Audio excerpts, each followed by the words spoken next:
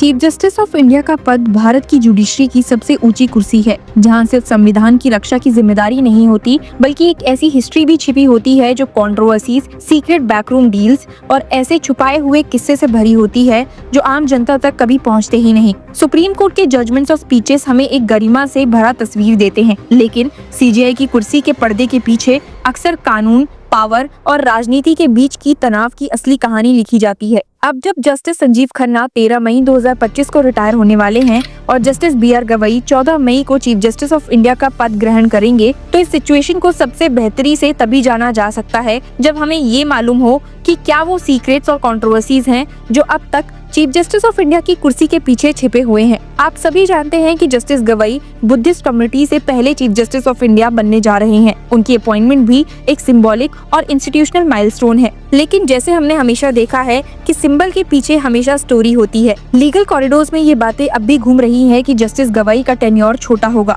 सिर्फ कुछ महीने का, लेकिन उनके सामने कोलिजियम की खाली पदों की भरपाई और 2025 के एंड तक कुछ पॉलिटिकली सेंसिटिव मैटर्स का फैसला भी आएगा। लीगल इनसाइडर्स मानते हैं कि उनकी नो नॉनसेंस और एकोमोडेटिव इमेज जुडिशरी और एग्जीक्यूटिव के बीच की लेटेंट टेंशंस को बैलेंस करने की कोशिश करेगी, वैसे ही जैसे पहले कई चीफ जस्टिस ऑफ इंडिया ने किया है। जी हाँ, हमारे देश के अब तक के 51 चीफ जस्टिस ऑफ इंडिया ने कुछ ऐसे गहरे राज और कंट्रोवर्सीज हैं जिन्हें पब्लिक के सामने आने से रोका है, जिनके नक्शे कदमों पर अब लगता है कि नए चीफ जस्टिस ऑफ इंडिया भी चलने वाले हैं। आप जानना तो जरूर चाहेंगे कि ये राज और कंट्रोवर्सीज की कहानी क्या है। तो शुरुआत करते हैं वहीं से जहां से ये कहानी शुरू हुई। भारत के पहले चीफ जस्टिस HJ कानिया ने 1950 में शपथ ली थी, लेकिन जो बात अक्सर छुप जाती है वो ये है कि उनकी अपॉइंटमेंट खुद में एक छुपा हुआ विवाद था। जस्टिस पतंजलि शास्त्री और जस्टिस मेहरचंद महाजन, दोनों सीनियर जजेस, रिपोर्टेडली नेहरू के चुनाव से नाराज थे। उनका मानना था कि कानिया की ब्रिटिश कॉलोनियल एडमिनिस्ट्रेशन से नजदीकी ने उनको अनफेयर एडवांटेज दे दिया।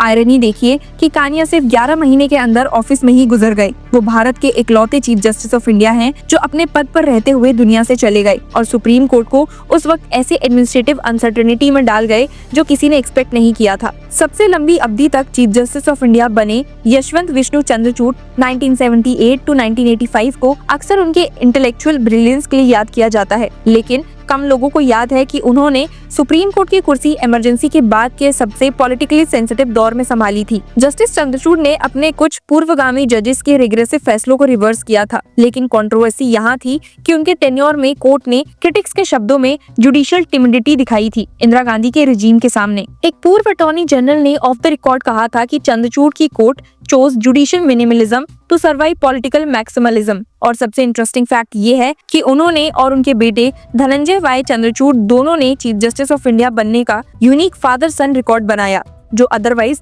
नॉन हेरिडेटरी इंडियन जुडिशरी में इकलौता है। इसके बाद आते हैं जस्टिस M हिदायतुल्लाह, जो सिर्फ चीफ जस्टिस ऑफ इंडिया नहीं बने बल्कि एक्टिंग राष्ट्रपति भी बने। ऐसा करने वाले वो एकमात्र चीफ जस्टिस थे। लोगों को ये भी नहीं पता है कि हिदायतुल्लाह पर्शियन पोइट्री के एक्सपर्ट थे और उन्होंने एक डिटेल प्राइवेट डायरी मेंटेन की थी जिसमें उन्होंने लिखा था कि उनका ट्रू थॉट्स क्या था उन कैबिनेट मिनिस्टर्स के बारे में जो उनके सामने कॉन्स्टिट्यूशनल बेंचेस में आते थे। ये डायरी अब फैमिली कस्टडी में है और कहते हैं कि इसमें कुछ ऐसे प्रधानमंत्रियों और गवर्नर्स के बारे में खुले कमेंट्स हैं जो पब्लिक जजमेंट्स में कभी नहीं आए। सबसे ओपनली कंट्रोवर्शियल टेन्योर शायद जस्टिस AM अहमदी का था, जिन्होंने भोपाल गैस ट्रेजेडी के दौर में सुप्रीम कोर्ट का नेतृत्व किया। 1996 में उनकी लीडरशिप में सुप्रीम कोर्ट ने यूनियन कैबिनेट ऑफिसर्स के खिलाफ क्रिमिनल चार्जेस को डाइल्यूट किया, जिस डिसीजन को आज तक ह्यूमन राइट एक्टिविस्ट क्रिटिसाइज करते आए हैं। लेकिन जो बात अक्सर छुप जाती है वो ये है कि रिटायरमेंट के बाद justice Ahmadi Bhopal memorial hospital trust and research centre के हेड बन गए, जो कि यूनियन कार्बाइड के कंपनसेशन फंड से फंडेड था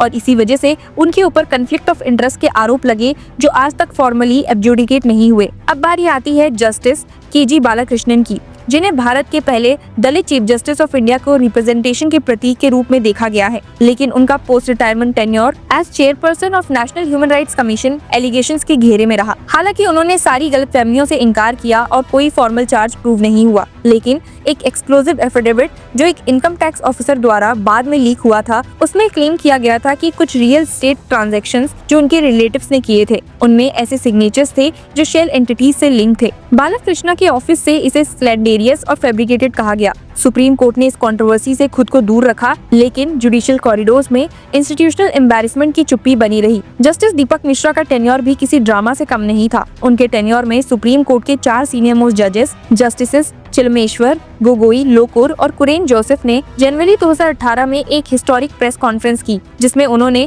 मिश्रा के सेंसिटिव केसेस के एलोकेशन पर सवाल उठाए थे। जो बात कभी ऑफिशियली सामने नहीं आई वो ये थी कि प्रेस कॉन्फ्रेंस से कुछ दिन पहले इन जजेस ने मिश्रा को एक लेटर लिखा था, जिसमें वार्निंग दी गई थी that selective allocation corrodes the edifice of impartial adjudication. ये इंटरनल लेटर, जो केयरफुली पब्लिक से छुपा लिया गया था, रिपोर्टेडली इंस्टीट्यूशनल स्टैंड ऑफ का कारण बना, जो इम्पीचमेंट के लेवल तक पहुंच सकता था। लेकिन बाद में बैक चैनल रिकंसिलिएशंस के बाद मैटर ठंडा पड़ गया। जस्टिस रंजन गोगोई, जो मिश्रा के सक्सेसर थे, उन्होंने हिस्ट्री बनाई जब वो पहले बैठक पर बैठने वाले चीफ जस्टिस ऑफ इंडिया बने, जिन पर एक स्टाफर ने सेक्सुअल हैरेसमेंट का आरोप लगाया। ये 2019 में काफी बड़ा पब्लिक कंट्रोवर्सी बना। एक सीक्रेट ये है कि सुप्रीम कोर्ट की इंटरनल इंक्वायरी, जिसमें गोगोई को क्लीन चिट मिली, उसमें उन रजिस्ट्री ऑफिशियल्स के डेपोजिशंस पर हेवी रिलायंस था, जो बाद में क्वाइटली पेरिफेरियल बेंचेस में ट्रांसफर कर दिए गए। इंटरेस्टिंगली, रिटायरमेंट के बाद गोगोई के राज्यसभा नॉमिनेशंस ने ज्यूरिस के बीच काफी क्रिटिसिज्म उठाया, जिसमें उन्होंने इसे जुडिशरी पर एग्जीक्यूटिव के प्रभाव का प्रूफ बताया।